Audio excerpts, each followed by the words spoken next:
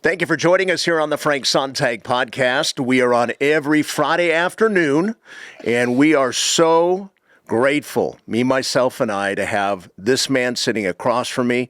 Many of you know him. A few of you may not know of him, but I am so grateful to introduce and reintroduce one of my lifelong best friends, former partner in crime on the radio, Brian Phelps. Welcome to the Frank Sontag podcast. Frankie, you just started the intro, and let me tell you this.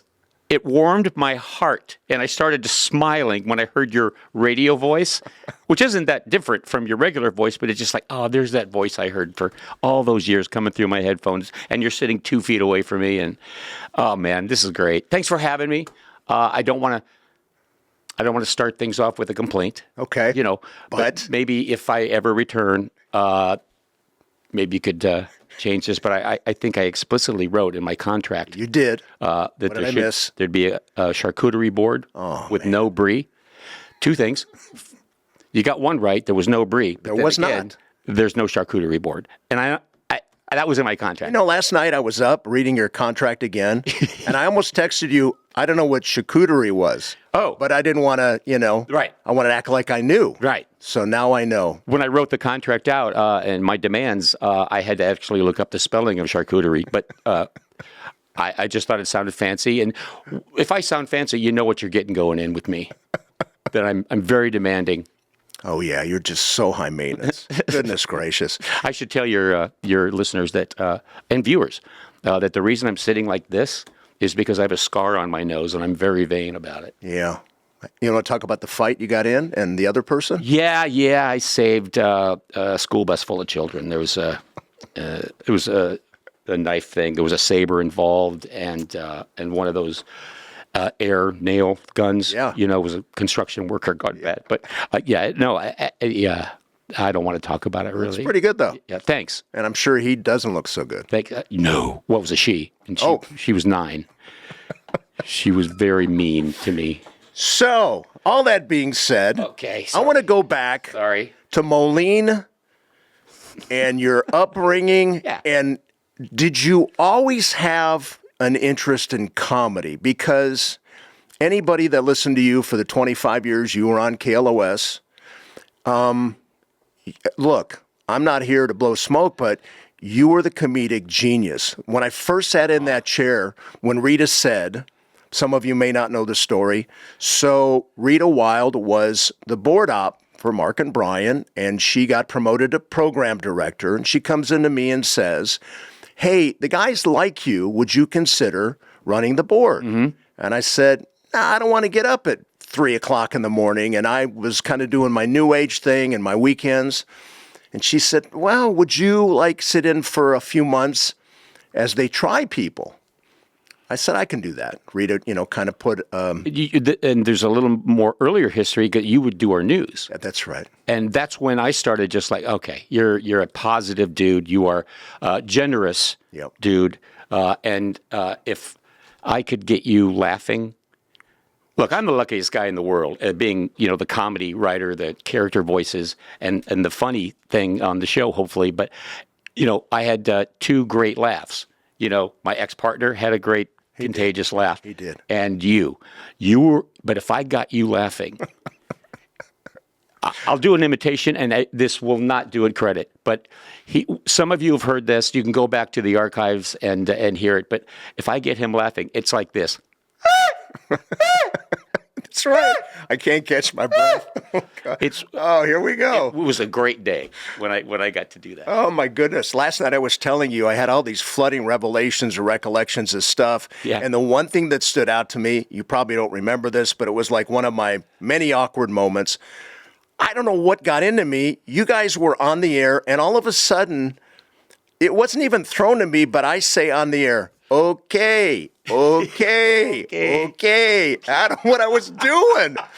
And of course, we put that in the can and run that every once in a while. And that was some of the greatest times in my life, Brian. I can't tell you. Well, mine as well, Frank, and greater times to come. I'm sure. Amen. And I interrupted your question there. I just wanted to throw in how much I was always honored that I could get you going. So I started thinking, I don't really prepare for interviews, but you have a comedic part of you.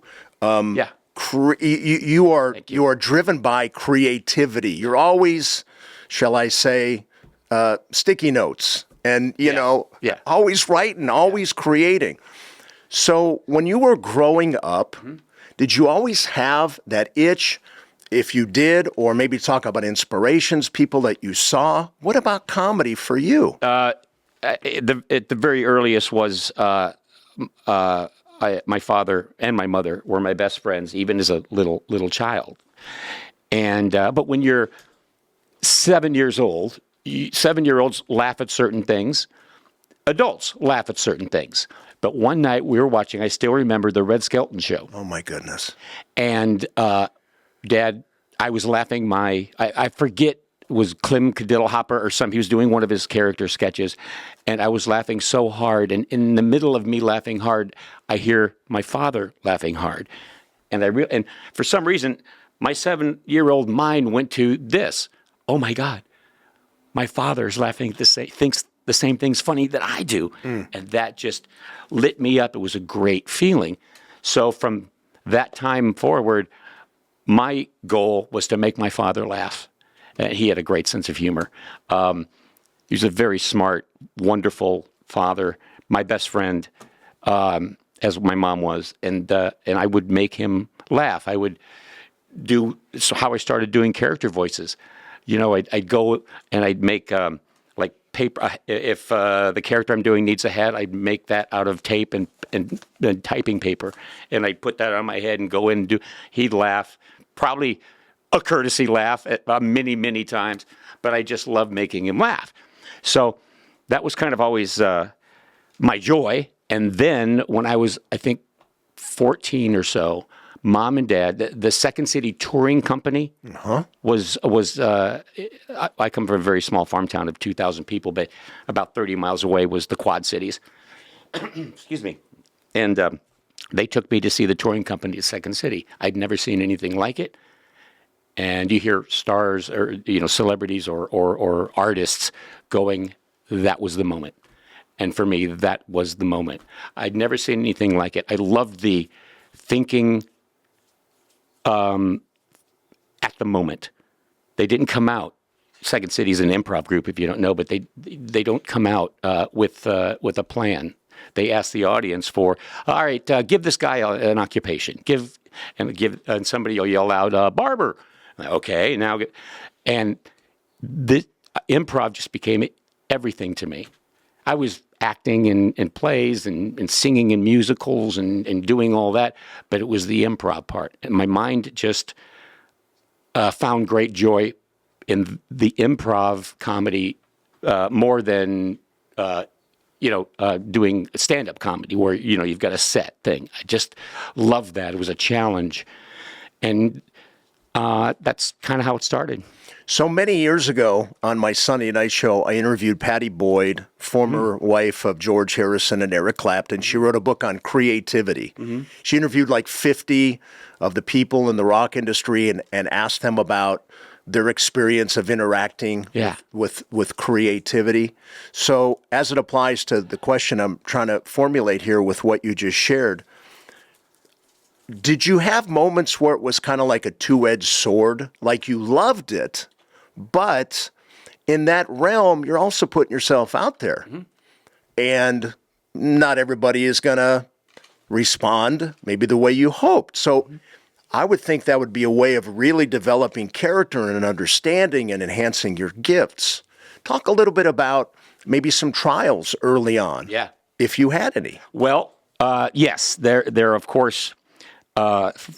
Anything you're doing in the public eye is going to be better sometimes and worse other times. I started my own comedy group in college. I was an acting directing major, and they didn't have an improv major. So, all right, that's close, and I'll just acting directing. And finally, about my second year at Illinois State University, go Redbirds. And by the way, do you know what the wrestling team is called at Illinois State University? I don't. The Matt Birds. I did a lot of comedy about that when I was, but I started my own improv group, and here's this sophomore in college in the acting, directing, in the theater building, and I put up little flyers, and I said, improv, come audition for a new improv group. I didn't know what I was doing. That day of it was in one of the classes I had signed out, and I didn't know what to expect. I didn't know what I was doing. I knew a little bit about improv. I knew I loved it. I knew the basic rules. You never deny. You know, and I created some improv exercises. So that day I had one tie. I was very poor in college, and I had one tie, and for some reason I wore it because I didn't know if that was a sign of, look, I know what I'm doing because I'm wearing a tie now. Interesting. I've never wore that tie, but I did that day. I just think that's so stupid of me to do that. But they were lined up, point being, they were lined up down the hallway because there were other lovers in the theater department, lovers of improv. Now, the funny part about this is I'd like to think that I'm a nice guy. And so my first improv group started, and we actually performed at bars, college bars and stuff like this. 23 people. Now, an improv group should have 4 to 6 people. I couldn't say no to anybody. Right? I couldn't. I bet a quarter of the people that auditioned was like, oh, God, that was really funny. I'm going to, yeah. Oh, boy. Yeah. So I remember our first gig, we got paid $75 to perform at this restaurant bar thing that night. $75 divided by 23 isn't a lot of money. Nope. But anyway, the comedy group gets honed down basically to the serious people, and there were 5 of us, and it was a wonderful thing for me, my experience, to get experience because we were bare boned, and I learned. I did the silk screening. I created our logo. I created our brochure that we'd send out to colleges. I did all the managing. I did all the phone calls. And this is, you know me, this is not Brian. This is not the kind of thing that I excel at, organization and planning. But I learned how to do it. Learn by doing. I've always said that I have never been qualified for any job I've ever gotten. Mm-hmm. But if I'm passionate about it, I learn, and you make it work. Did I answer your question at all? Sure did. And I'm trying to collect myself because here we are behind microphones. Yeah. Wearing headphones. Yeah. And playing off each other. That's right. And I had so many mornings where I would go in, we do the show, and I'm like, I don't want to be here. I was going through some personal struggles. You knew some of them. Yeah. And yet, the moment the mics got cracked, you just went. And, I don't want to be unfair to Mark. He had his part in the show for sure. But when it came to laughs and creativity and sketches and spontaneity, man, you were the leader. And I just thought, at that time I didn't really have faith, but I thought, I'm here mostly because I need 4 hours where I can just laugh and let life go for a while. And I was so blessed, other than getting up at the crack of dawn every morning.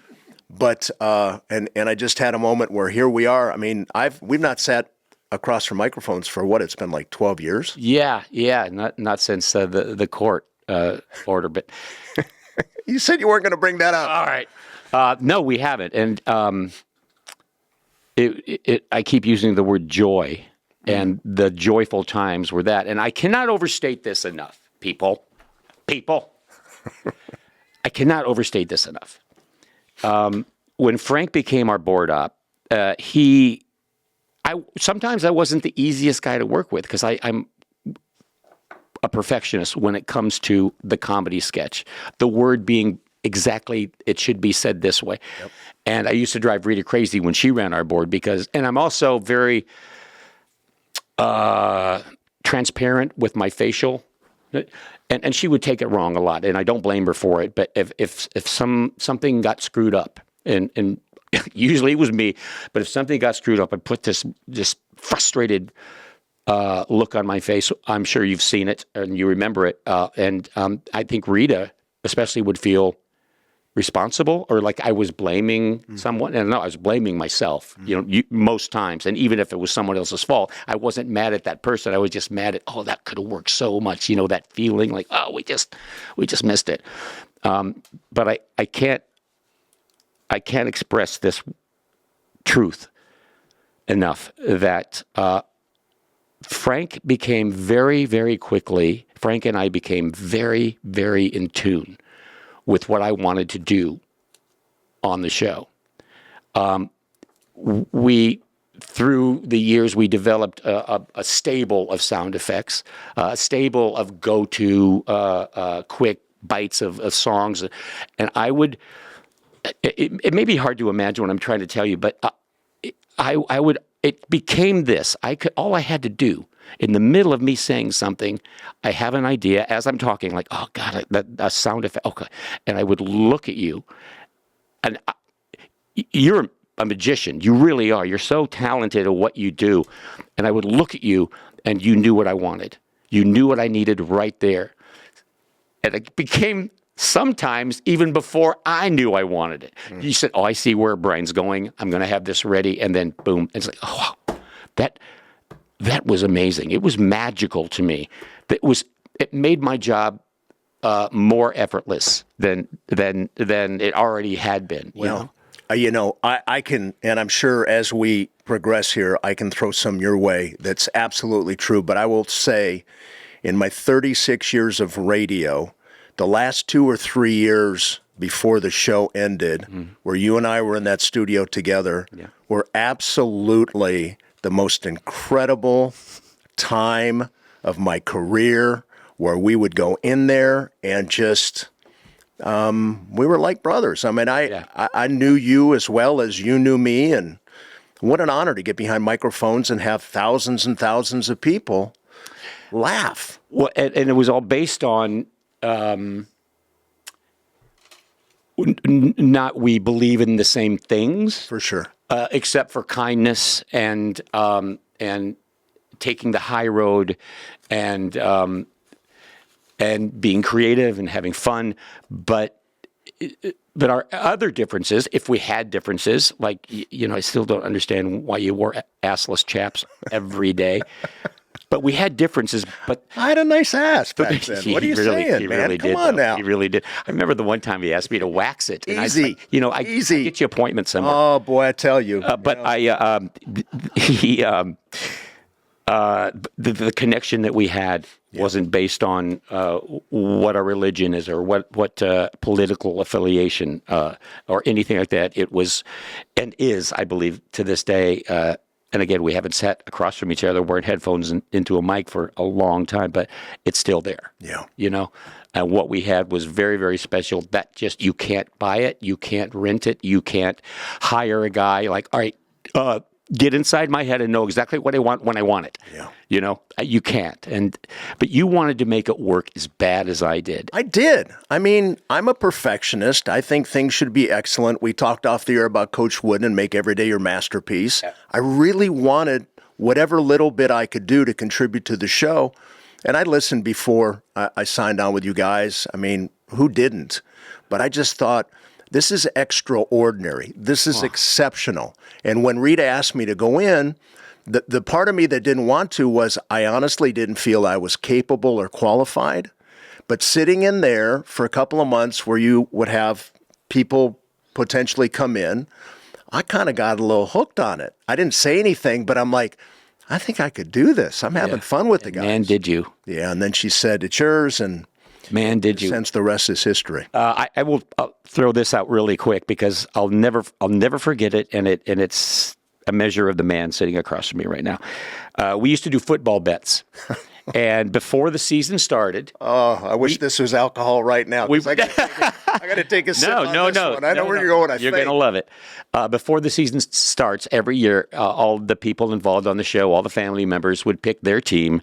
And Frank and I would usually do the same thing every year, pick with our heart. I'm a Chicago Bears fan. He's the Cleveland Browns. Do the Cleveland Browns still have a team, by the way?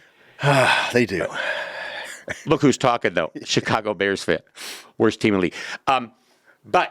So we pick our teams, and it's the team with the best regular season record at the end of the season. They win, and then we had a list of punishments that I'd come up with every year, and they're just ridiculous punishments, like whatever. I'll think of a few in a minute. Well, one year we had a relationship with Cal Poly Pomona, and they brought in the animals. Right. And so we're out, spoofing. I remember you artificially inseminated a cow. And I said, thank you, Chicago, for making me get a cow pregnant. I actually had to put on the big glove that goes up to your shoulder, stick my hand all the way up to the shoulder where my hand should never be. I could never get over it. I still remember that. I couldn't believe what I was seeing. Yeah. And there you are. Yeah, it was all the way up to your shoulder. This is all on the air, of course. Yep. But one punishment that Frank pulled, and again, it goes down in order of how many games your team won, was I thought it'd be funny when I was writing up the punishments that one of us has to do 5 minutes of stand-up comedy. Oh, my gosh, you remember that. And I'm getting to this point. Frank pulls the thing, and we decide we schedule it on the air 2 days from now in the morning, obviously in the morning, but around right after the trivia game, no apparent reason, Frank will do 5 minutes of stand-up. Now, funny, but then knowing how much I care about you, I wasn't going to let you fall. You're incredibly funny, but stand-up is a whole different thing. And so the night before the morning you were scheduled to do it, I was thinking, I wrote a bunch of stuff to save you. Not to give it to you here's your act, but I just went, if something goes awry, we're going to jump in and catch and me. I want to come back to if something goes awry. Okay. But so I was there for him. I had your back if you needed it. And my point is, oh my God, I was blown away. He did 5 minutes, and it wasn't just like, hey, did you hear a guy walks into a bar? It was topical. It was self-defecating at times, but it was clearly professional. And you only had 2 days to prepare that. Yep. I mean, comics work for months before they give it a try in an open mic. And I was blown away. You showed me a talent you had that I didn't know you did. I didn't know I had it either. I remember when it was done, Yeah. I just had a sense of, I think that was pretty good. Wow. And I was kind of shocked because I did not know going in what I was going to do. Your delivery, your subject matter, it all worked. It was a little edgy, but not too. It was just incredible. And I was so proud of you. As a friend, I was very proud of you. Thank you. Yeah, did so well. Oh, so going back to what I said I want to talk about, what did I say? Because I had a point there. Am I talking too much? Not at all. Okay. So you asked the question about, some nights are when you're doing improv comedy. Yes. Or whatever you're doing, some nights are going to be better than worse. Yes. But I learned a lesson very quickly. I know a room pretty well. I can read a room pretty well. I can read a radio audience pretty well. Whether I'm not seeing them react, but I can tell if that fell flat or if that was really good or whatever. But the lesson I learned early on was if you're struggling with doing comedy, and probably for a lot of other things, but specifically comedy, if you're struggling and it's not going well, the worst thing you could do is try to hide it. That's right. The audience knows you're sucking before you suck, before you know it. But as soon as you find out, I'm not giving this advice to comedians, I'm just saying this works for me.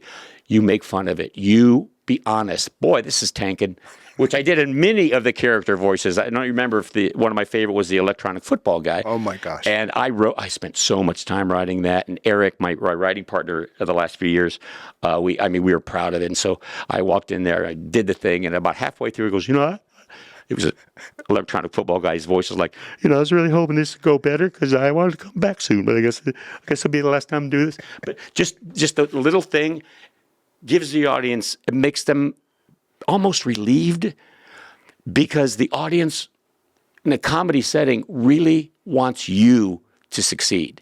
Whether it's a sketch, a character voice, whatever, a joke, they want you to succeed. It's not like, make me laugh. It's, God, I hope he doesn't suck, or God, I hope this works, because I want to be happy.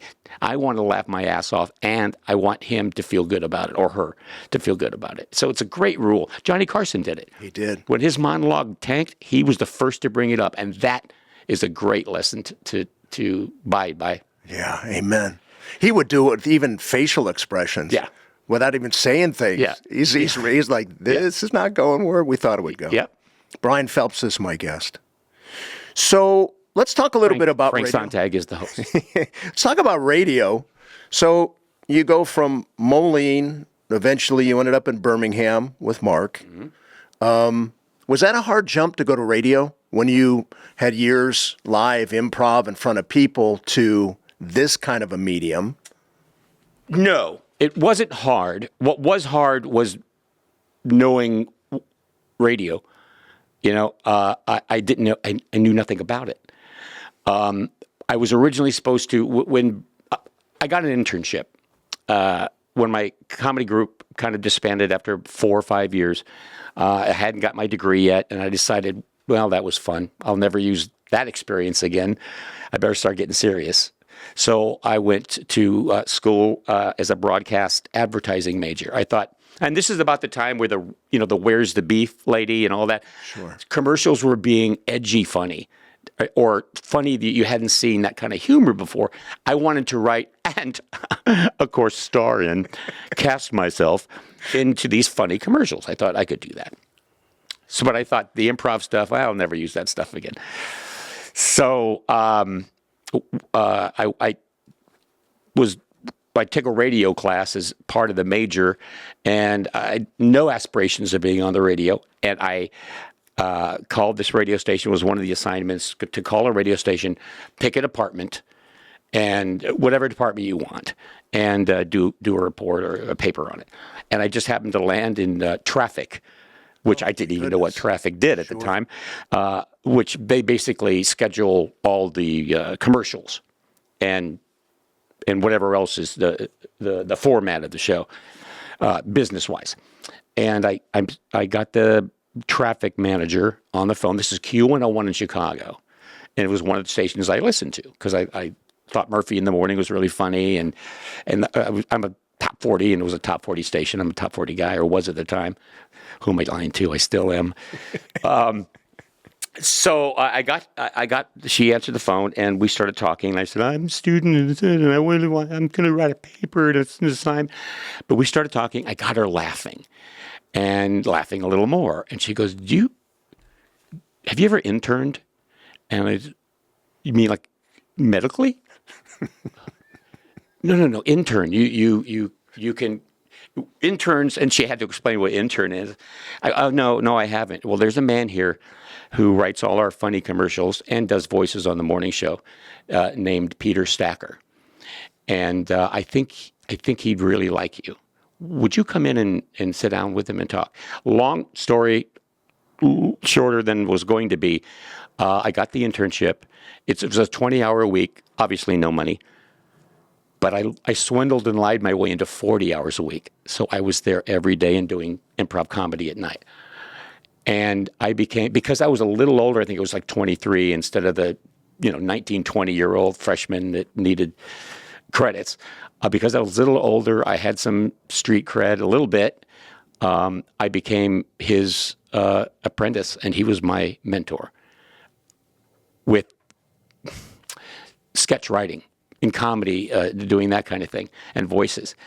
And when my internship ended, he wanted to help me out really bad because I started doing voices on that show I was listening to, Murphy in the Morning. He'd pay me like $50, and I'd do Johnny Cash or Dr. Ruth, and I'd write these sketches.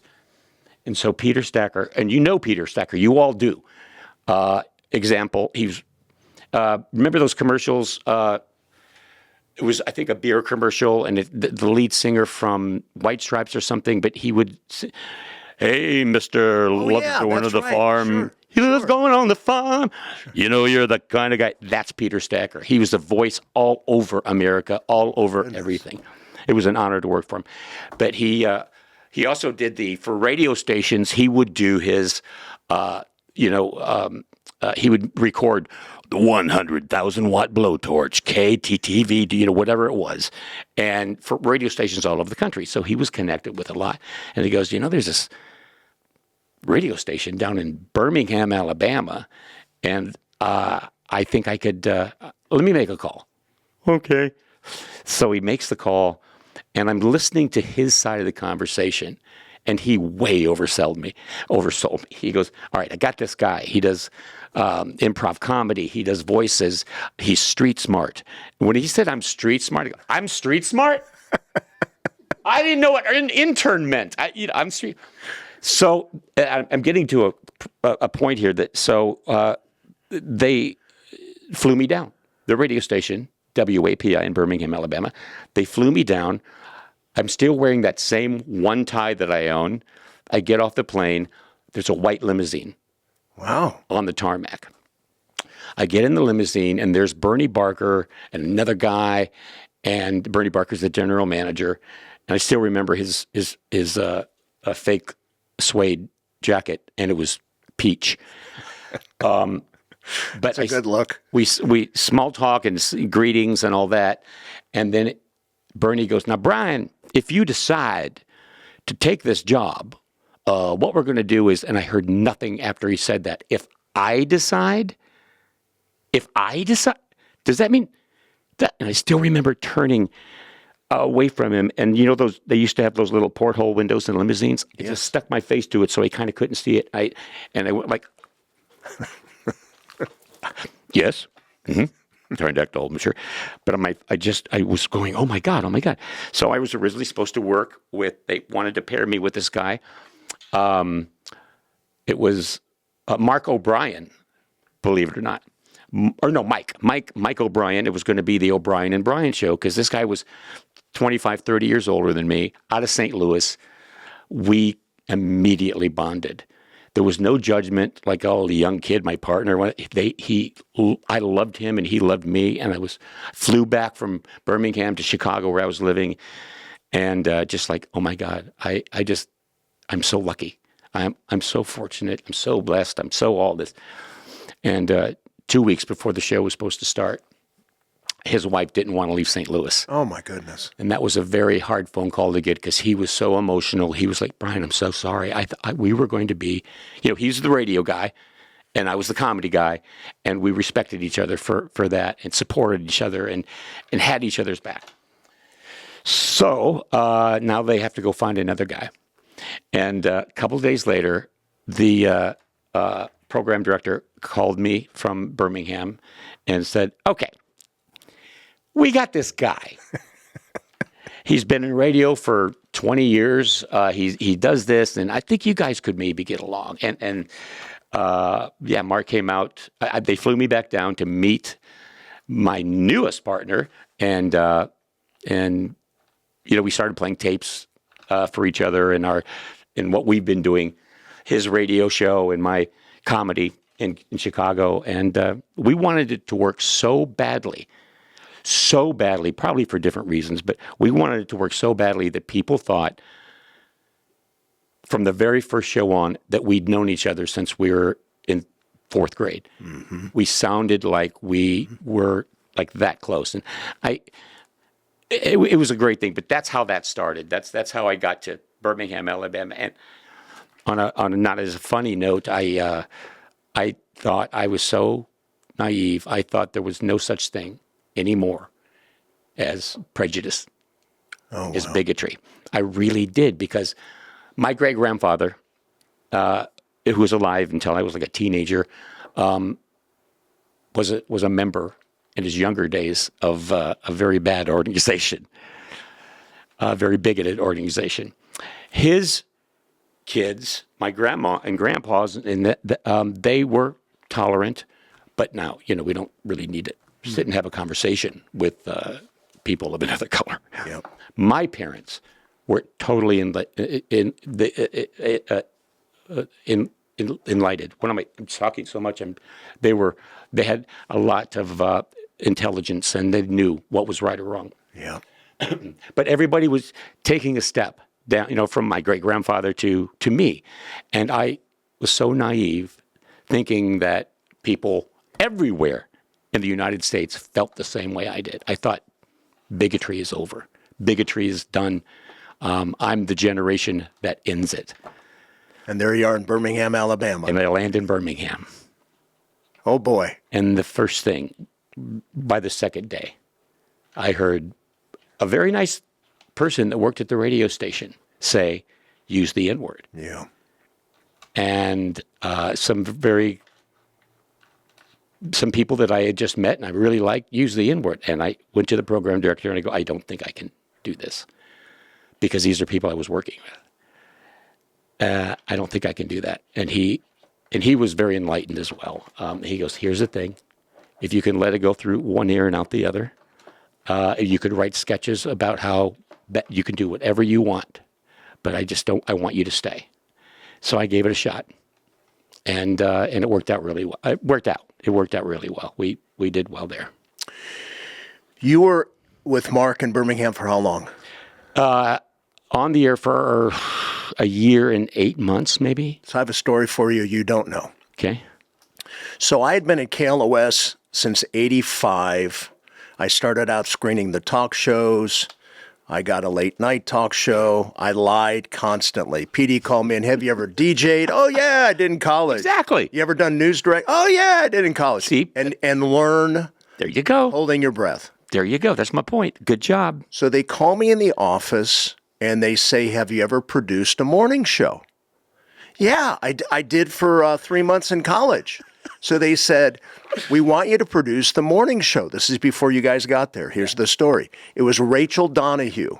Now, Rachel's husband, Tom, and her were responsible for the advent of FM rock radio. Oh, wow. They began it in San Francisco. Wow.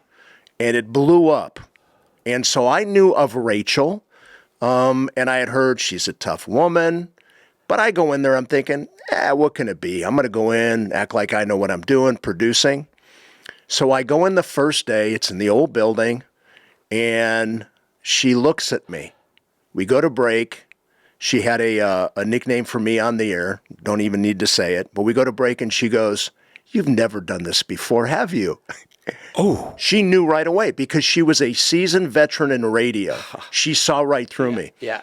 And she said... Was she mean about it? No, but to her credit, she said, before you answer me, I want you to tell me the truth. This is an integral moment. She's very brilliant. It's very cool. And I said, yeah, I lied. I love radio and I want to learn. She goes, okay, you and me, I think we're going to be okay. So I like her already. I've never met her. Produced the morning show for a while. And I don't remember if Rita did it after or if Rachel was the last one. I think Rita did it after. But here's the story. Bill Summers one day, I never really talked to Bill, comes down and he asked me, so how's the morning show going? Mm-hmm. And I'm like, it's going okay. I didn't know anything. I was so green. He goes, it may not be like this forever. And he walked out. And I think he had known of you and Mark, and maybe this is around the time where he was thinking about flying back. And all I heard a number of weeks later was Bill offered the morning show to these two guys from Birmingham, Alabama. And you accepted. Here's what I remember. You came out, and I think you stayed for a while in the hotel on Ventura Boulevard in Sherman Oaks.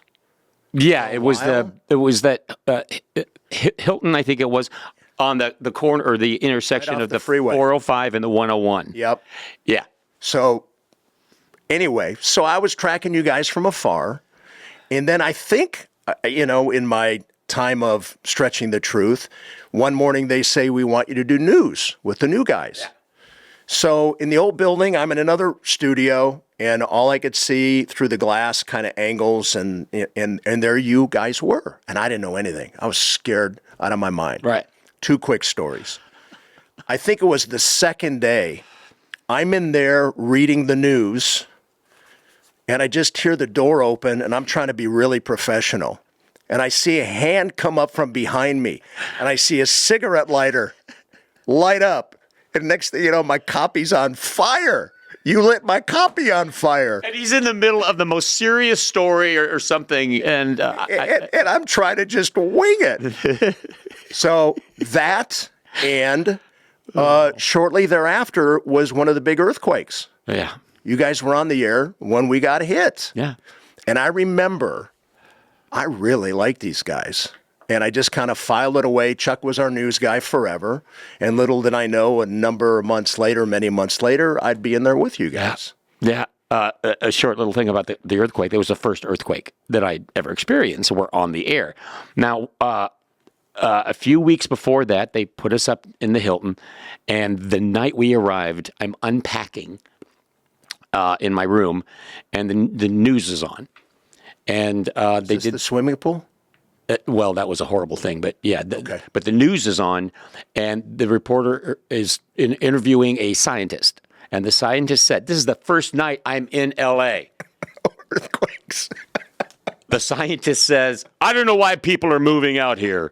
The big one is coming." And he wasn't a lunatic. He was a scientist. Yeah. Yes, it definitely will happen.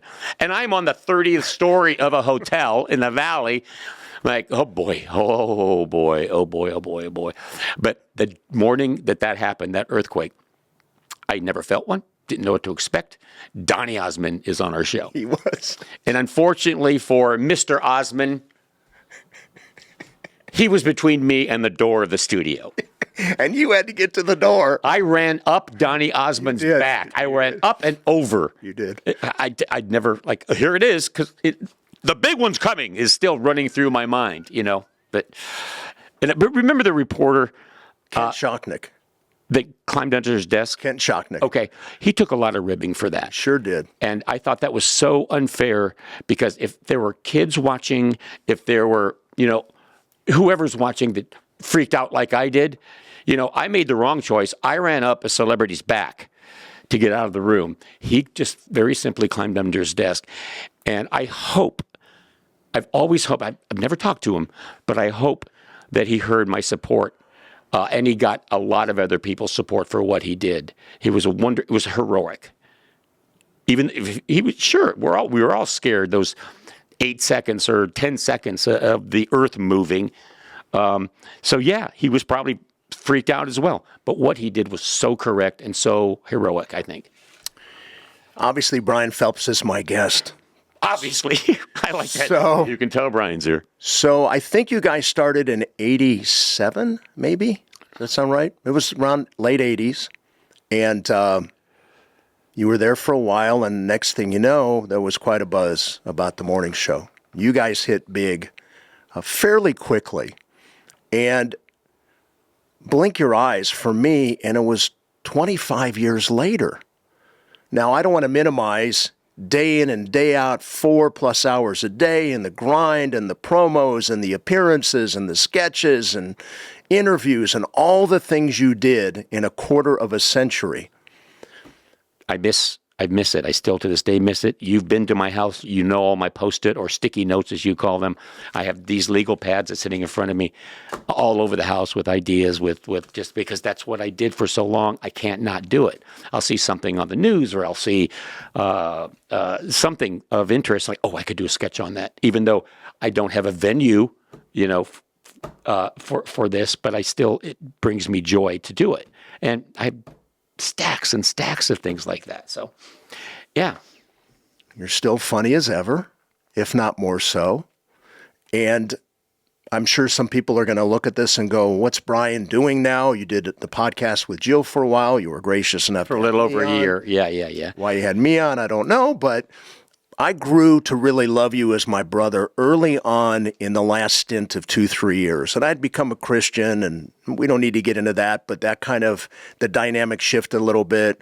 Mark wasn't too pleased and not too kind on the air to me at times, and you were more than gracious, and it never really entered. Didn't matter. Yeah, well, I that's my reality. You want a family member, you want some guy, some girl, some person, anybody in your life that you care about, you want them to be happy. I don't care. Yeah. And there's a perfect example.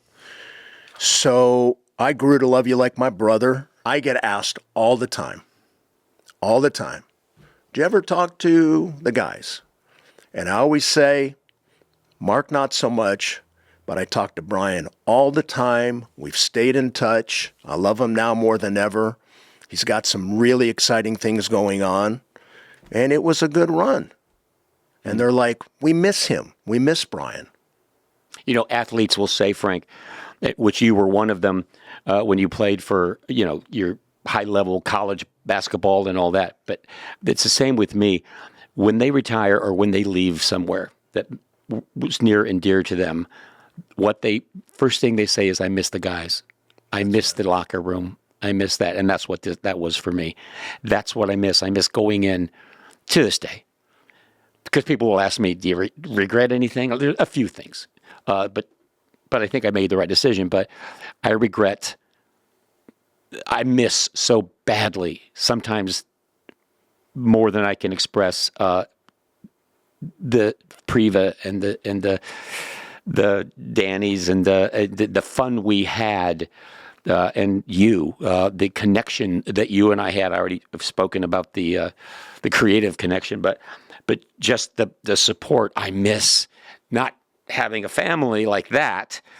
I miss the love and respect, and most of us wanting the other person to do great. My father always said, if you want to hire someone who's a great person, a great employee, hire someone that could have your job very soon, because they're going to work really hard, or they want your job. They're going to work very, very hard. There was, for the most part, the people around, I tried to create a family feeling. That's why I insisted, and I don't know if it drove you crazy. I don't think you really minded, but sometimes it would drive other people crazy. I wanted that studio door open. Now, this is sacrilege when you're on the air to have the studio door open, because we're on the air. We need the sound. We have to be coveted. We are a lair. Like, no. I want that studio door open. And if a stranger walks by, that's improv. I can, let's discover who that is. And so half of the sales department were family members, because I go, Leonard, get in here. Yeah. Come here. That's right. And they enjoyed their little, 10-second or 30-second things. And I love that feeling of we created a family. I use the word sometimes, but a Camelot. You did, and we did. We did, yeah. And August 12th of 2012, for the time, it all came to an end. And I had 9 months where I started filling in at another station on air in the afternoons. I got an afternoon show for 8.5 years. I think Kelly is in North Carolina now. Priva's out there with Eric in Santa Clarita. Danny texted me out of the blue. He's in San Diego, hopefully staying out of trouble. He's bitching about something, though. It's Danny. He's the curmudgeon.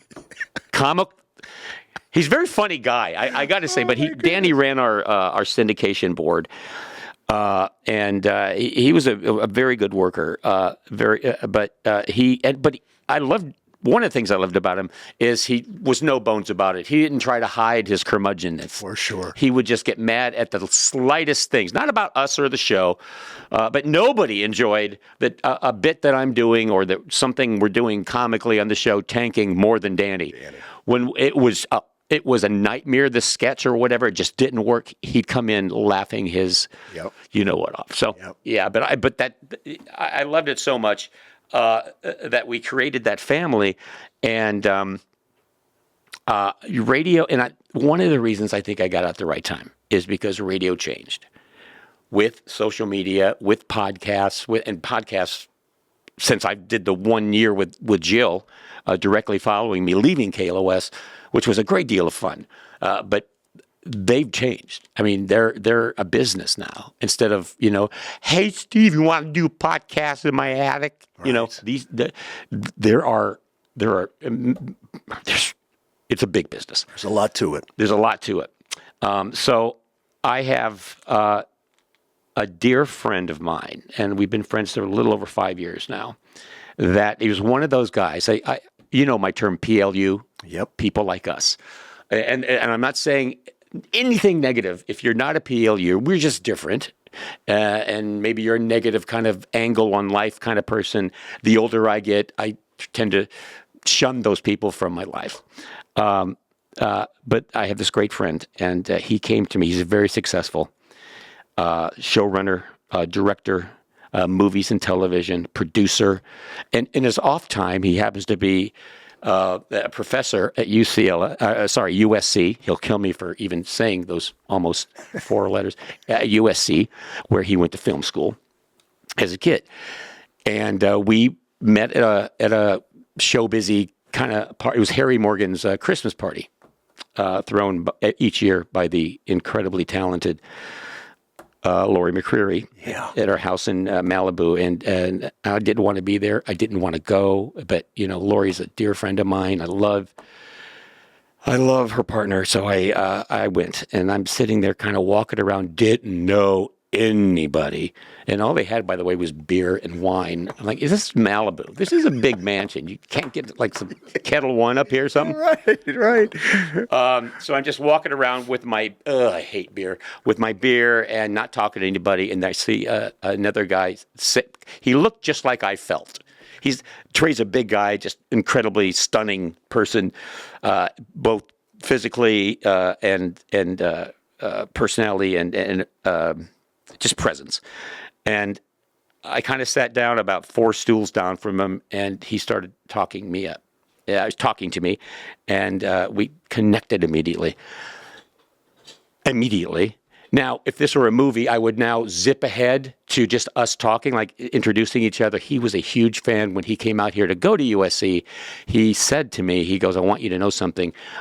You were my best friend before tonight. You were my best friend because you had moved out here. You were single. You had never been, you come from a rural area. He's from Oklahoma, from small town Illinois. And I related to you so much. We were best friends. We were best friends for years and years and years and years. So we're connecting. And so if you take that like 2-minute conversation I just told you about, we're now connecting. If it were a movie, I would quick cut to 25 minutes later. We're standing around the table. He introduces me to people he knew. We're like 4 beers down or whatever. And so we cut to that, from that conversation about, oh man, thank you. You're very sweet. Like, you're a very nice guy. And it's nice of you to say to, hey, okay, I got a joke. Hey, you guys. All right. Now, what about if we, it was that quick. So I tell that story to tell you this. He, is also a frustrated DJ. He had this, I think in Oklahoma, somewhere in college or something, he did this like all night show, the graveyard shift. But with the creativity and talent this guy is with writing, he's one of the best television movie writers ever and very successful. He's a little frustrated. He wants to put on the headphones in front of a microphone, right?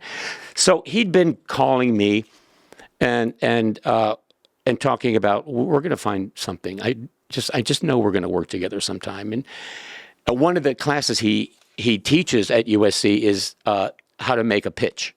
Whether you're going to a studio and pitch a TV show, or you're going to executives and pitching a movie idea, he teaches that. So here's Trey frickin' Calloway, who I've now 5 years of being a bromance, just best friends with him. And he goes, I had this idea. Oh, come on now. And we talked about ideas, go back and forth. But I had a podcast experience. But again, this is a little over 10 years ago, and podcasts have changed now. And to me, it was okay. I loved working with Jill for those months. But it just wasn't what I kind of thought it was going to be.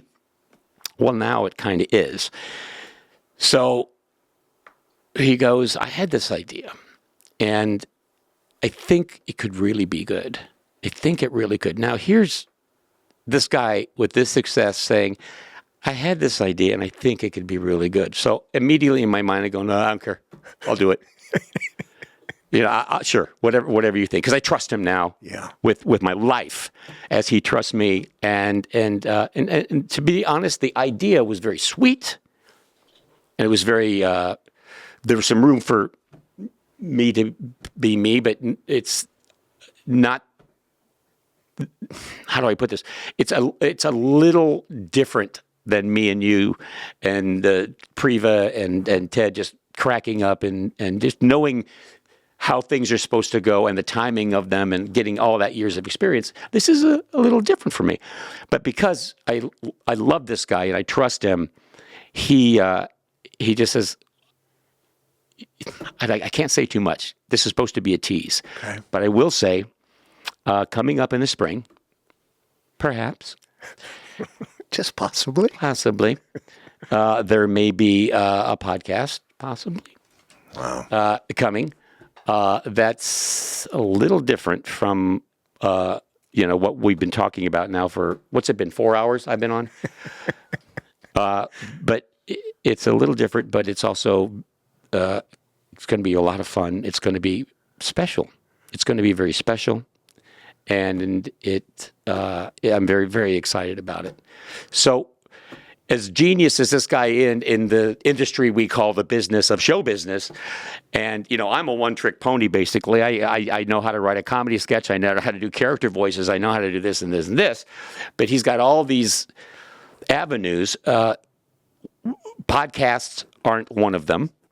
Like me, I don't know where to go now. The whole thing has changed. I don't know what to do. So we're kind of learning by doing, and we've done 3 proof of concept episodes, and they were just for practice, but they went so well that we're actually kind of using that to kind of to sell around. So we're looking for taking meetings and doing this. This is the first serious thing that I'm seriously kind of focused on for a while, so we'll see. I don't mean to be so vague about what the show's about, but I just kind of wanted to let you all know that there'll be something hopefully coming here in spring. So there. This is fantastic. This is so wonderful. Crossing fingers. For sure. Let's see. But for sure. There is a good side to it. And when he first pitched me this idea, and this is hard for you to listen to probably at this second because you don't even know what the idea is, and I'm being very vague. I was going to say vain, but that's true as well.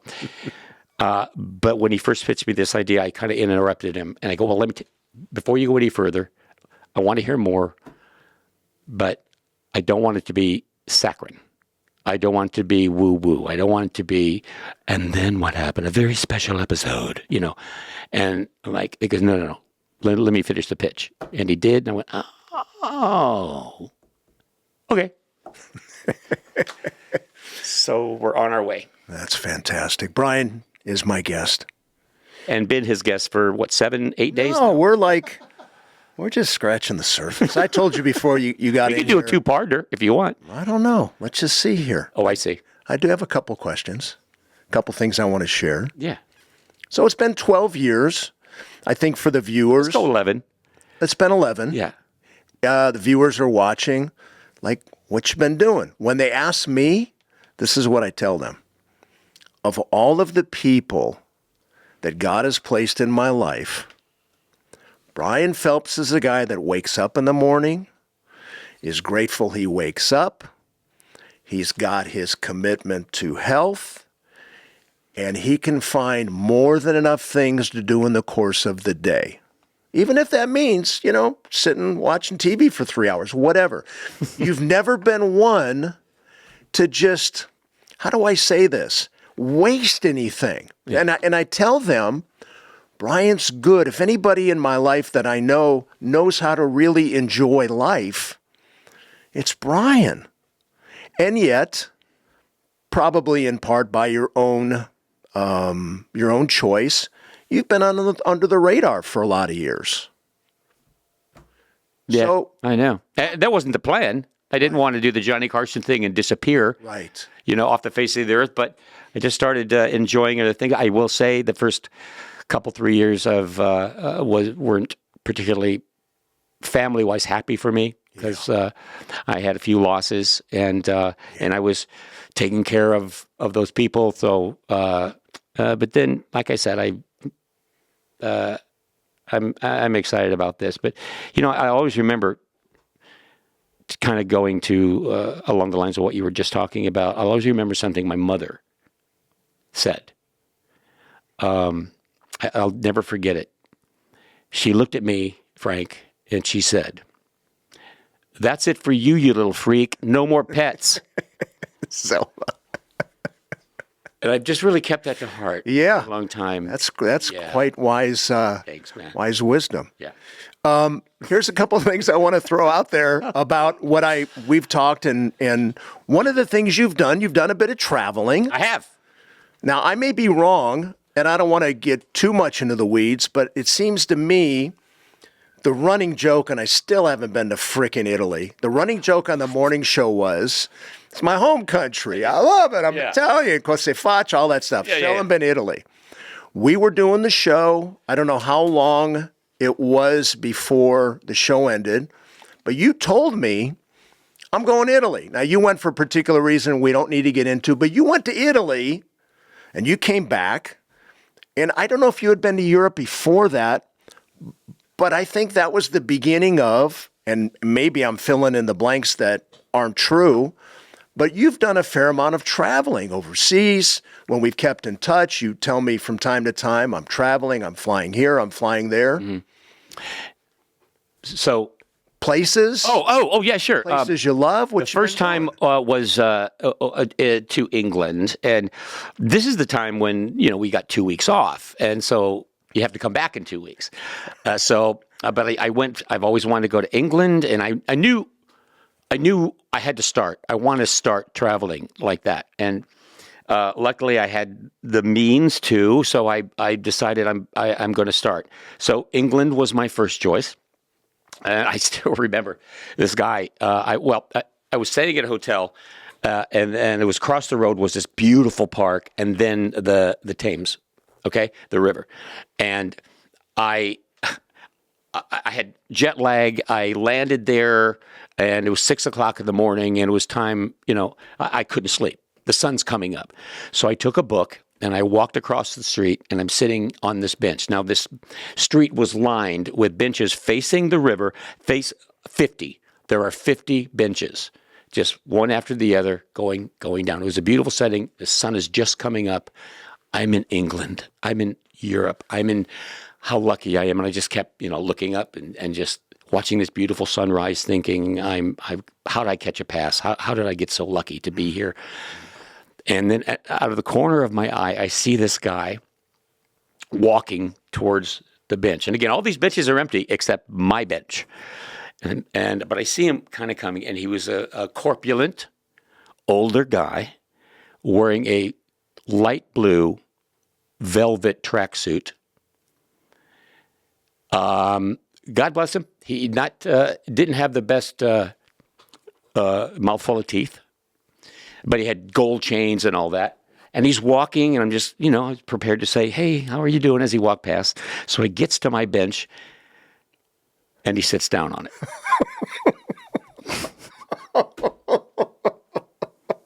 I would have done anything to watch this interaction. Yeah. He sits down on it, and I'm like pretending on reading right now. I was like, "Is this? I don't know what the heck. This is." Well, I'll get that in a minute. But so he goes, he looks at me and goes, "How are you this morning?" I went, let me do it like he said. "How are you this morning?" I'm making teeth thing. "How are you this morning?" And I said, I'm well. I just got here and just about to go to my room. About to head out there, but have a wonderful day. He goes, "Do you mind if I ask a question?" I said, "What?" "Do you mind if I ask you a question?" I went, "No, not at all." He goes, "Would you like to take a shower?" What? And that was my response. Do I? Because the accent was really thick. And Yeah. I said, "Do I what?" He goes, "Would you like to take a shower?" Now this is, of course, before it came out in the news that parks were a place, one of the the go-to places to pick up, to cruise. Oh my goodness gracious! Great, whatever you're into, I don't care. But I wasn't into it, and said, "No, I'm I'm straight. But thank you. And I hope you find what you're looking for. And stuttering the whole time, just stammering basically. And he goes, oh, totally no, I absolutely understand. Thank you so much. And I just remember he leans his corpulent body up, just starts walking away like this. And then he stops about 4 feet away, turns around, walks back, and goes, are you quite sure? Well, give him a little A for perseverance, but I mean, really? Absolutely. Like I had second thoughts seeing that fat butt walking away. Right. Welcome to England. Yeah, but that was a wonderful time, and I started traveling then. But I almost felt bad telling you the first time, because I've been in Italy a lot, because the running joke, as you said, was that, Italy's your country and all this, and joked along perfectly, and it was great. And then I decided I want to go to Italy and I ended up in Rome, but my first trip. Now, since then, I've been to Rome 5 times because, Frank, you can tell by looking at me, I don't have an ounce of Italian blood in me. And I don't know what it is. Past life, don't know, whatever it is. Yeah. I have a connection with that city. Yeah. So I get along with the people. It's easy to get along with the people as long as you're not a butthole. Yeah. And I just keep going back because I love it so much. And I remember I was I was dating a girl that was the concierge in Dublin, I've never been to Ireland, so I went. We started, and this is kind of a funny story. How much time do we have? I have stories. Plenty. I check into the Four Seasons in Dublin, first time there, again, kind of a late night, and the concierge was there waiting for me, the concierge, and she was this pow, oh my God, gorgeous blonde with that Irish accent. Concierge mode in the sexy suit, and she checked me in and she walked me up to my room, and it was so incredibly wonderful. And I'm there for 2 nights, and then I'm going to fly on to the other side of the island and stay in a little golf course resort, something like that. So at the end of the second night, I made a point to walk up to her at the concierge stand, and I said, Madison, I want you to know I'm lucky enough to stay in some nice hotels, and this is a beautiful hotel, but you are the best concierge. You are so attentive. You are so amazing, and you're good at what you do, and you're joyful to be around. You're effortless. You're wonderful. You're funny. I wasn't flirting at all. I was just really wanting her to know, because it's always good to hear that, And so all of a sudden, as I finish my diatribe, the concierge's face, which is always very pleasant, like this, turns to the most angry grimace I've ever heard. She's looking me right in the eye. She goes, kind of like this. Huh. Madison, what's going on? What's wrong with you? Is everything all right? She takes the beat and says, well, you're not really bright, are you? You're not that bright at all. I went, what do you mean? Because I've been hitting on you for 3 days. Oh, my goodness. And you haven't asked me out. Long story short, long story short, that's really not true.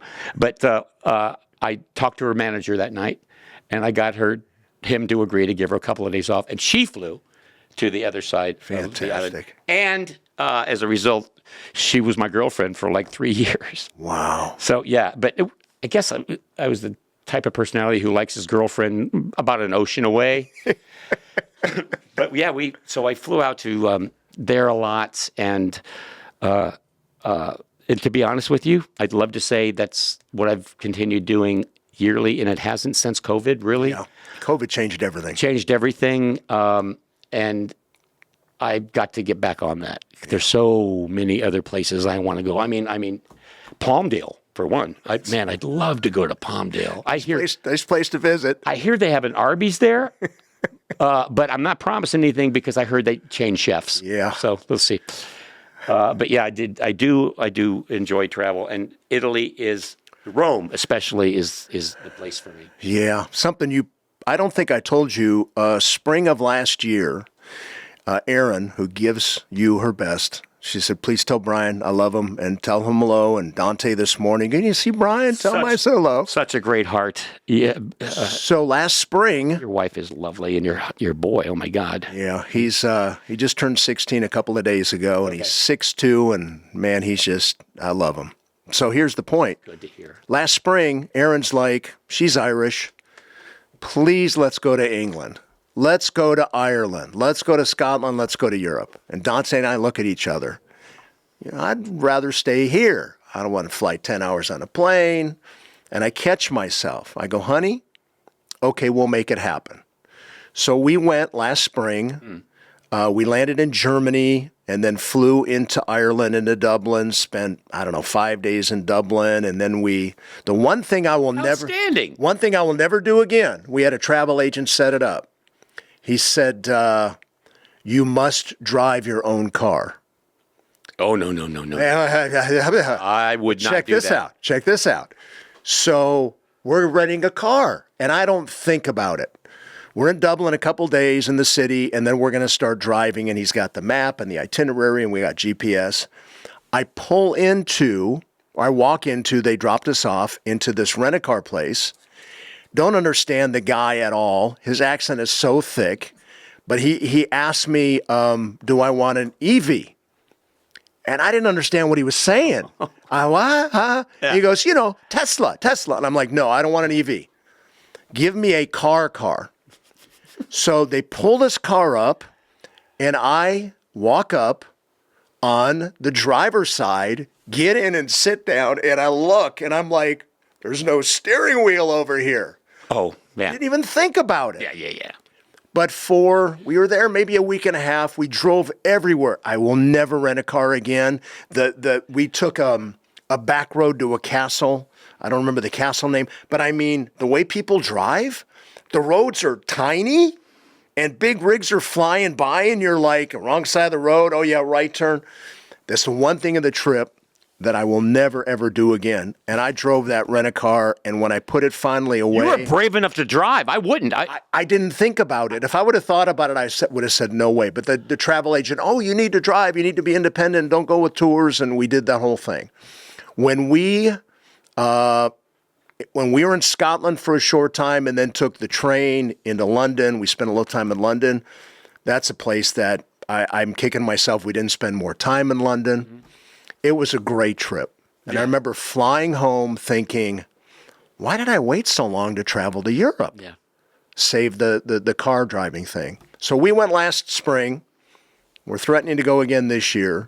And Italy is something I told Aaron I want to go to Italy and Spain. So I was going to say you flew all the way to go to Ireland, which is great for your wife, and it was wonderful. But you were almost there. Yeah, you were almost there when you went to Ireland, though. And this is one of the things I noticed because this castle golf course I spent time in the last part of the trip. They had a little lounge there, and I love live music and I love culture. And I will say this: I suggest at least once when you travel to another country, and I do this almost on a daily basis when I'm in another country, I get lost. And I don't mean like, I'm just going to go explore. I mean, I purposely get lost. I have no idea how to get back to my hotel.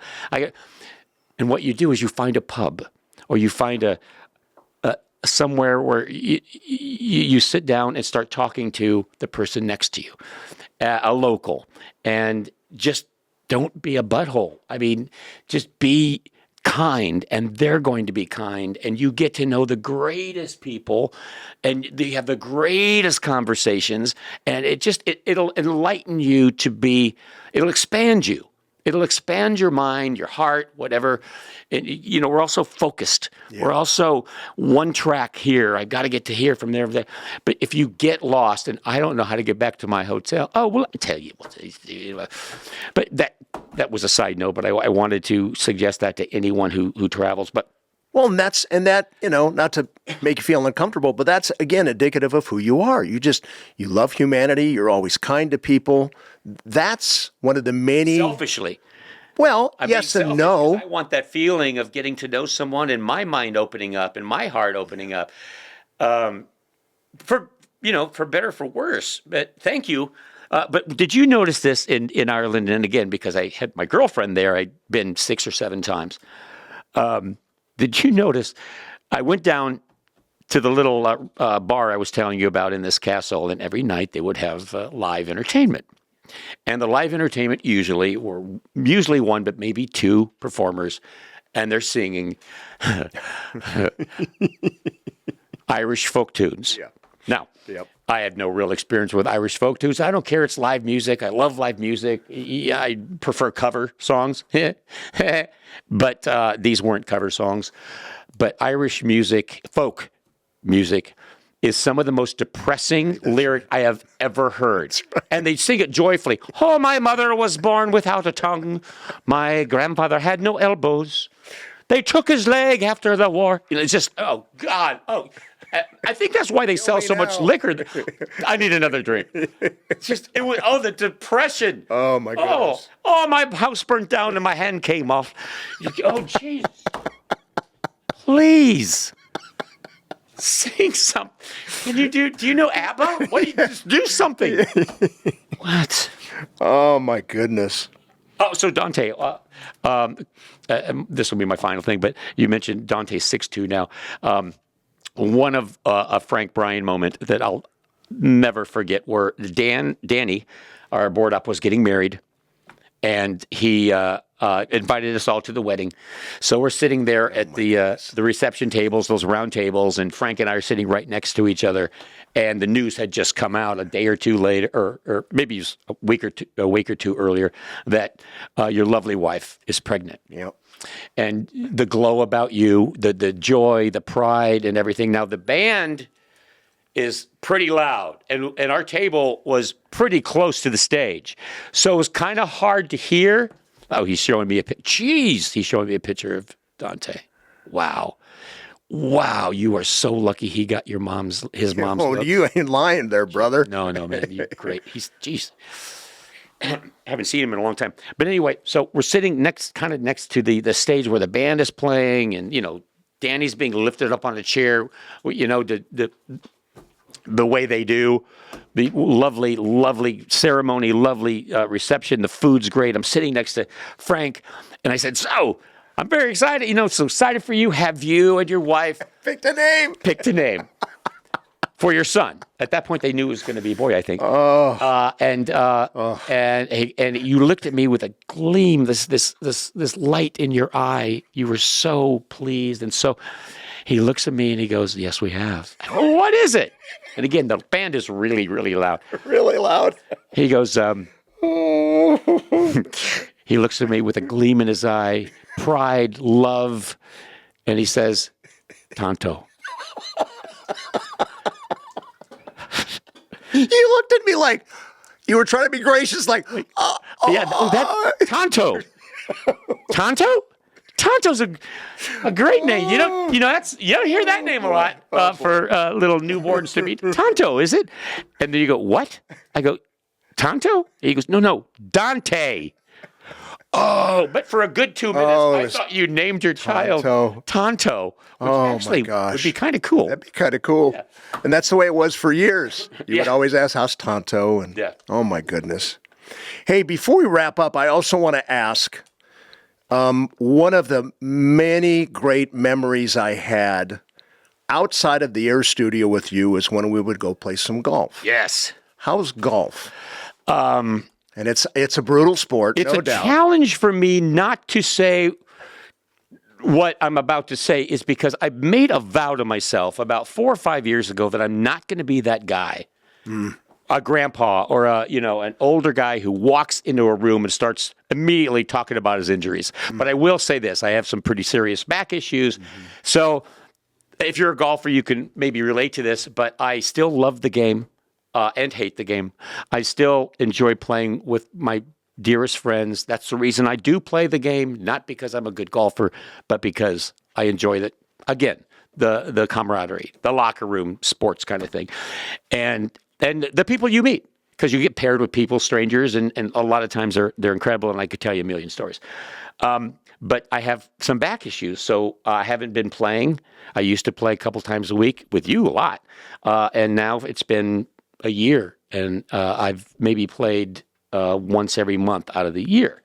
But I decided I've got to. I love playing with my friends so much that I'm going to do something to fix this. And what it was, I didn't fix the back, but I just absolutely changed my swing, and not in a good way. It is the ugliest swing. No, I'm serious. I mean, Gary, Gary, one of my best friends, golf pro. He goes, man, that ain't pretty, but you're getting it done. So I'm just, my backswing is weird, and my finish looks like I'm doing ice skating or something, and I'm doing a triple. What do you call it? Triple, whatever they Lutz do. Or Lutz, yeah. So, but with that adjusted swing that looks so ugly, I played the other day for the first time in about 6 weeks with my new swing. I've been practicing in my backyard, but this ugly swing, and I was 1 over after 8 holes. Oh my goodness! The first 8 holes. Seriously? This was at a Muni track. This was like at Encino or something. Yeah. Now I'm not going to tell you what happened after 8 holes, but just so you know, I was 1, which is good for me, 1 over after 8 holes. But then, of course, it's it's golf. It's 2 rounds. It's the front and the back. Then the wheel, was it the Wells Fargo wheels? They're darn it coming off. I don't say darn it. It's the F word there, but coming off. They're coming off. Oh, the wheel, making another coming off, and I suck at golf. Yeah. Hey, speaking of how about you? Have you been playing? No. I played. One of my best friends is a former pro baseball player. I'm going to bust him a little bit. I don't know if you remember a guy named Darryl Strawberry. He played with Yankees and the Mets and the Dodgers and the Giants, and he's become a very good friend. Okay. So a few years ago, he said, hey, we would do men's events together, my men's ministry. He goes, let's play in Orange County. Let's play some golf. I'm starting. And all I could think about was, Darryl has one of the sweetest swings, 300-some home runs, all that. And I'm thinking, I don't know if I'm going to get on a golf course with Darryl Strawberry because I'm going to be hacking and he's going to be just 300 and effortless. Yeah. We get on the first tee and he pulls out a 5-wood. And I'm like, driver? He goes, no, I hit my 5-wood. And Darryl is 6'7". Yeah. And he lines up and he has to bend over. And I'm like, does he ever have his club sized? I mean, that's a real small club. Yeah. Well, we were hacking like crazy. He couldn't play golf very well, but we got out a little bit, and since then, we've played a couple of times in the last few years. So it's been basically with him. I watch a little TV, some tournaments, miss it, similar to you. Mm-hmm. I'm not getting any younger. I got back issues too, but there's nothing like getting up early. Sun's coming up. You got a good buddy. Smell the air. Yeah. Get out and play. And I'll share a story about Frank, your host. When we first started playing golf years and years ago, I had just started. He'd played for a few years, but he is picking it back up again. But he's got a gorgeous swing and he's much better golfer than I am. But I don't know if you're still the same way. I doubt that you are. But you had this nuance that cracked me up. I love this about you because it happened nearly every time we played. Frank is serious when he's an athlete. He's he played competitive sports for a long time for colleges and stuff. When he's doing something athletic, he's very serious about it. He's very focused, and he's methodical. Key the word methodical, meaning he takes his time.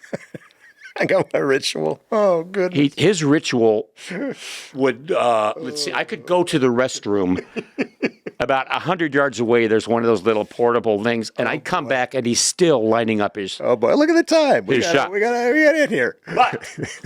But what cracked me up is there are those days when you get a group in front of you that's incredibly slow. It's rudely slow. So here's this, takes his time, methodical, competitive Frank. He's slow. He walks to the ball slow because he's thinking, he's concentrating. He's almost in slow motion as he's visualizing his shot. He's got all his things working. He's very, very slow. But if there was a slow group in front of us, he was the first guy to yell, "Let's go!" Come on! Let's go! Oh, So always loved that about oh, yes, memories. you. Well, we could spend days doing this, but I want you to know. Before you go, Yeah. keep that. One last area I want to get into just for a brief moment. Music. Your love for music. You've got your music room at your house, drums, guitar, songwriting, singing, all that stuff.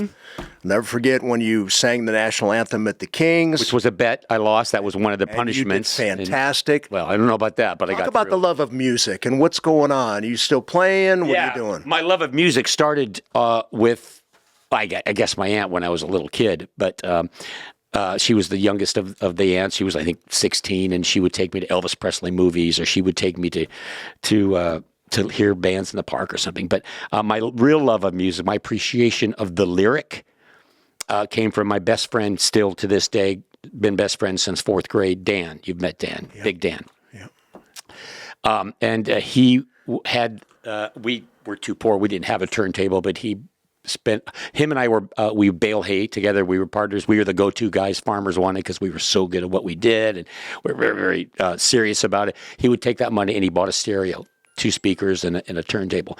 And he started collecting records. And to this day, we do the same thing. We would give each other a gift of music, meaning I just heard this new song. and he would like, oh my God. And I'd listen to it and it was great. Not that we like everything, we give everything, but we give it a gift of a song. And we do this constantly. We will just constantly like, hey, have you heard this? And share that. And that's what music really is. You know, I think Nietzsche said it and said it so beautifully. He said, that's it for you, you little freak. No more pets.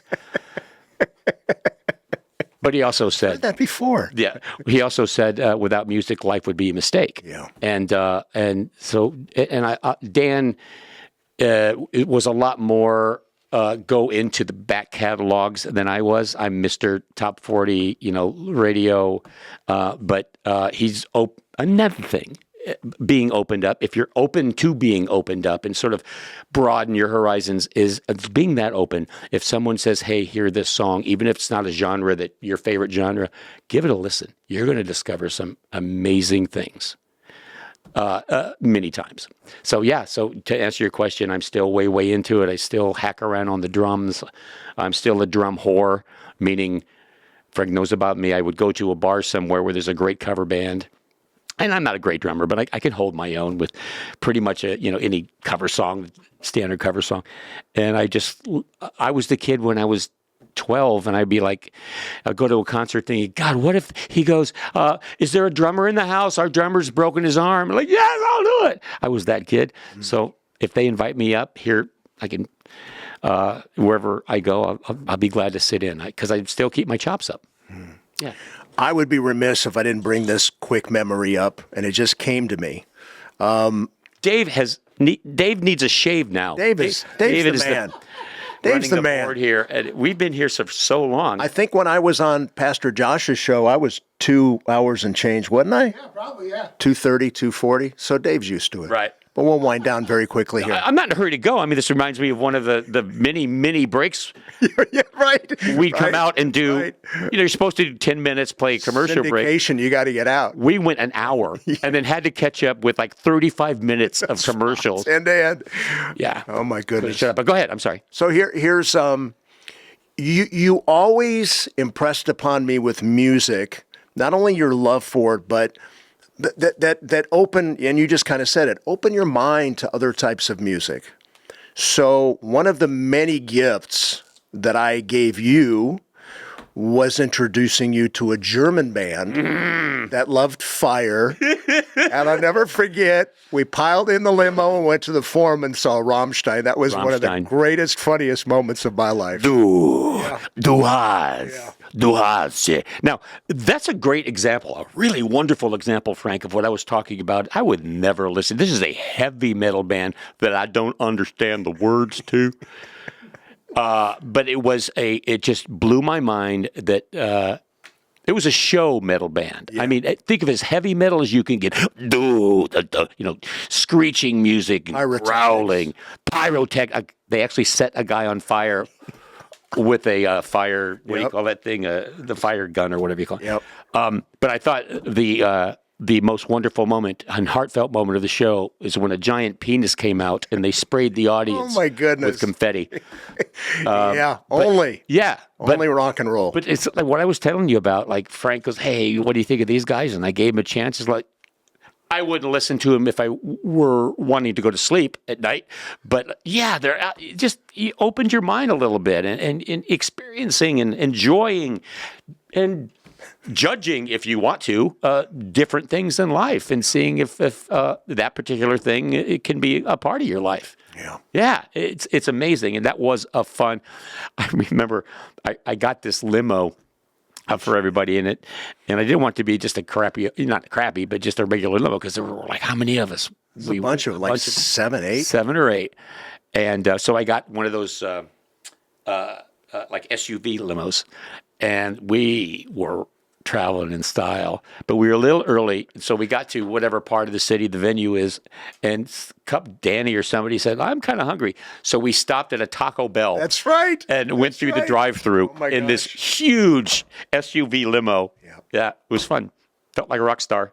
And we were, let's just say, we were in a good mood. Yeah. Oh man, I wish we had time. I'd tell you the Bob Coburn story. Please do. God rest his soul. Yeah. Yeah, boy, do I miss We him. just lost Lad. I know. I know. But, yeah, that was sad, too. I tweeted something about it, but he was a very special man. Both of them were very, very, very special. I'll save my you sure? Bob Coburn story for next. BC always followed us. He did. All right, I'll tell it really quick. But the first week I moved out, and this is a guy that would come in the studio after our show ends at 10 because he had the midday. The first week of our show, I had Jeopardy or something on, and he was a question and answer on Jeopardy. Bob Coburn. Oh, my God. I didn't know who Bob Coburn was. And Bob also hosted Syndication Rockline, which was a nationwide interview, did it for years, legend. So here's this guy, and he's very sweet, very easy to get to know, very kind, has a taste for the finer things in life, as he should, But about a year goes by, and we're friends, but we're not, close. We don't hang together. He introduced me to a band. It was during a commercial break. He goes, "Brian, what do you think of this?" And it was In Excess. Yep. And it was just blew my mind. Again, a gift of a song. And I related to it. I just I'm into this band, which I always, and to this day still am. Because, I'm glad you like it. Nobody had ever heard of them. I was one of the first to kind of connect because it wasn't on our rotation. I think he was politicking for me to talk to the program director and get it on our rotation, which it happened. So he goes, "They're in town. They're at the Forum. And this Friday." And it's you want to go? I go, "Yeah, I'd love to get to know you. I'd love to hang with you." And yes, I'd love to. He goes, "They are really incredible in concert. You're going to have a great time." So jump ahead to Friday. We're meeting at the station at 5:30. As I said, he was a fan of the finer things, and not in a snooty way at all. He just was an elegant man. Yes, he was. And he had this brand new 4-door white Mercedes. And I get in, he's going to drive, so we go to the concert, we get parking, parks the car in the parking lot of the Forum, and I open the door and I start to step out. He goes, "Where are you going?" The concert. This is what we're here for, And I'm like, "Where are you going?" I go, What? And he goes, "Well, we're not ready. We're not ready yet." And I didn't know what that meant. And then I'll never forget, he looked at me and goes, "Get in the back seat." Okay. Again, I didn't know Bob all that well. Yeah. Loved him, but I didn't really know him. And how is this going to be that English guy in the park again? What's going to happen here? He goes, "No, just trust me. Get in the back seat." Okay. Got out of the car. We both get in the back seat, and he's got a cooler. He's got a cooler there. And he opens it up, and it's what I now know, I didn't know then, is a couple of bottles of incredible red wine. And I think it was Opus 1 or something. It was just incredible. And I wasn't a wine drinker, and it was incredible. So we do that. do a little something else, which he was a fan of, and I was kind of new to, and it wasn't anything terrible. Don't think that. And I'm sitting there, and now by this time I have forgotten why we were there. I'm enjoying the conversation I was having, the wine, the openness, the friendship, the fellowship, and I'm going like just listening to Bob, and I'm saying my thing, and we're just really enjoying it. I take a breath, and then he says, "Now we're ready." And I thought, oh yeah, the concert, right? So we get out, we go in, and it was a mind-blowing. Never heard music like it. Mm-hmm. You know, they were very, very, very kind of the forefront of a new sound. Yes, they were. They were amazing, and it was one of the greatest nights I'd had since I moved out, and it's still one of my fondest memories. But when this huge radio icon looks you in the eye and goes, "Get in the back seat." I honestly didn't know how to react to that. For sure. I didn't know what was going to go on, but you have to trust. So, yeah.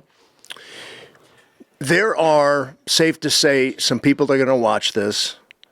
I get asked, as I said before, all the time, "What's Brian doing? You talk to Brian." And so there'll be a few people watching this that have missed you on the air, that have missed laughing and hearing your wit and your charm and your just very kind improv and voice character impersonations and sketches, not skits, sketches. That's what people call it. Hey, I like that skit. A skit is something you do in second grade in front of the class. It's a sketch. It's a sketch. I was comically, I will admit, but I was very clear. Trying to oh my goodness. An answer to what I've been doing or what's going on in my life. One of the things I've been doing, I don't know how interesting this is, but you may remember, I learned how to kind of an ESP thing.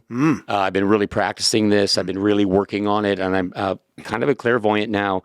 But my strength is knowing what you're going to say before you say it. This is something I've been kind of doing for years and years, but I think I've honed it down. I'm really good at it. It's an amazing thing that you've developed. And I'm just kind of in awe of it. And it is quite a gift. And I'm not so sure if I've ever seen anything quite like it. Like this. Like this. So, right before you say it, I'm saying it. So this is amazing. And that's one of the things I've been working on. Wow. I don't know if there's anywhere I can go to do it, but people find me quite amazing. Yes. That I can actually know what you're going to say. Mm-hmm. What would you like to say? I can't stop doing it. What? No? Okay. What would you like to say to people that have tuned in and just have been really blessed by seeing you and hearing the stories? And that's the one thing about radio that you always did. You really connected with people and cared about people. You always signed off, be good humans. I mean, radio is a sacred medium, and you and Mark really appreciated, for most of those 25 years, the blessing of being on the air. Every day. So what would you say? How lucky I was. Yeah. I remember, I'll say something in a sec, but I remember how lucky every day from my background, from my beginning, I always learned to count your blessings. And we were working on a new contract with our lawyers, Don Ephraim, this wonderful guy, and it was time for a new contract. So he calls us and goes, "Okay, what do you want this time?" And I was just in a great place. And I said, "Don, I'll be honest with you. I would pay them if they let me do this job. I would pay them to do this." And I really was serious. I wanted to express how much I love this job and how lucky I am, and being thankful and smelling the roses, as it were. And I said I would pay them to do this. Long pause. This is a lawyer I'm speaking with. who's had many a battle with the general managers in our contracts, that's his job. But he goes, Brian, if you ever say that to the general manager, I will come to L.A. and shoot you in the face, because that's the worst thing that you could say during a contract negotiation. But so what would I say? Well, first I'll say this, and in whatever interview. I've done a few over the years. When we got into the Radio Hall of Fame, the KTLA news were always really wonderful to us. Yeah. And I always try to express how great the feeling is, but how responsible the listening audience is. It can be very, very, you can forget about it. You can forget and just think, oh yeah, I'm in the Hall of Fame, or yes, Frank was wonderful, and couldn't have done it without him, and so was great. But sincerely, I always make it a point, and I will continue to do so, to thank our listeners, because when I say they got it, they got it. They got the silliness, the oh my God, why are you doing this? And the reason why we don't know, and why you don't know why we're doing, is because you're just doing it because it's silly. Yeah. We'll send a frozen turkey up on a 6-foot rocket in the desert. 2,000 people came out to watch that. Not because they were amazed or because they knew, because it was stupid. And the stupidity, if it's meant in a good way, was a huge part of it.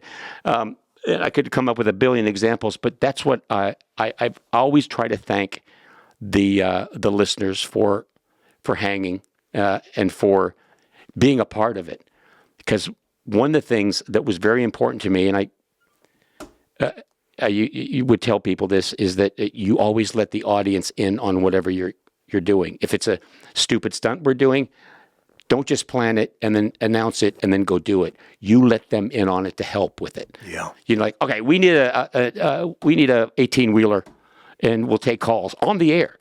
So the audience listening, not maybe calling and volunteering or suggesting where to go to get 18-wheeler, the audience that are listening becomes a part of it. It's not just Mark and Brian doing a bit. It's not they're doing a thing where they're dipping themselves in chocolate. They become a part of it. They become involved. They add to it, and it becomes their bit. It becomes their event. And I can't speak strongly enough about how much I appreciate that.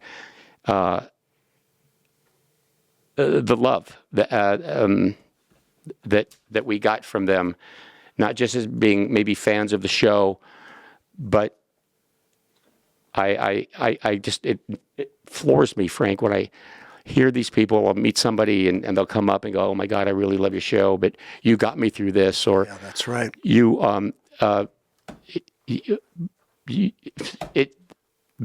I'm stammering here because I don't want to get all emotional, but it means everything to me when I hear that. I feel like I did something that was very, very important. You sure did. So did you. And I did. And more to come. And more to come, for sure. When I texted you about coming on my new podcast, it's not that I thought you wouldn't do it, but I just felt uncomfortable. Like I don't want to impose upon you or, make you feel like you got to do it. Well, I went through all sorts of gyrations over it. And, last night when I was kind of thinking about preparing, I caught myself. I'm like, what are you going to write? Questions? You're going to write notes? You're going to prepare to have Brian, your brother of many years, to come in and just reminisce and talk and laugh and maybe cry? But